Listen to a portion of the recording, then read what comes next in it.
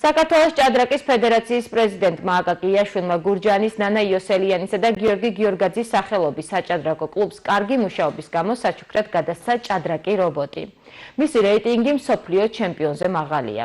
საქართველოს სპორტის დამსახურებული მოღვაწისა და გურჯაანის საჭადრაკო კლუბის ხელმძღვანელის გია ქიტესაშვილის განმარტებით, ჭადრაკი რობოტი კლუბის მოსწავლეებს განვითარებაში კიდევ უფრო დაეხმარება.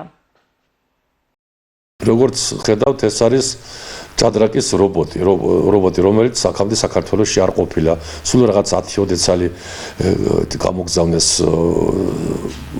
ფედერაციამ, სოფლიო ფედერაციამ გამოგზავნა ჩვენ ფედერაციის პრეზიდენტს აკაკი იაშვილს და აქედან ერთ-ერთი კარგი რობოტი, რომელიც ყავდა ჭადრაკი, შემოხვედრა მე.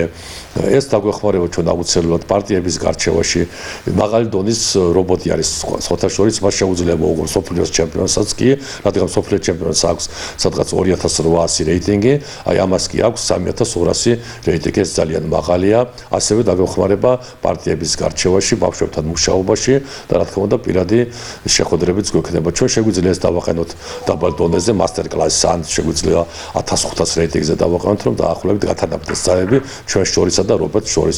აუცილებლად ძალიან კარგი საჩუქარი არის. მე ბატონ აკაკის ძალიან დიდ მადლობას უცხადებ ასეთი საჩუქრისათვის და რა თქმა უნდა ჩვენ წარმატება მეტი იქნება ამის შემდეგ და ტურნირებშიაც ალბათ წარმატებას მივაღწევთ.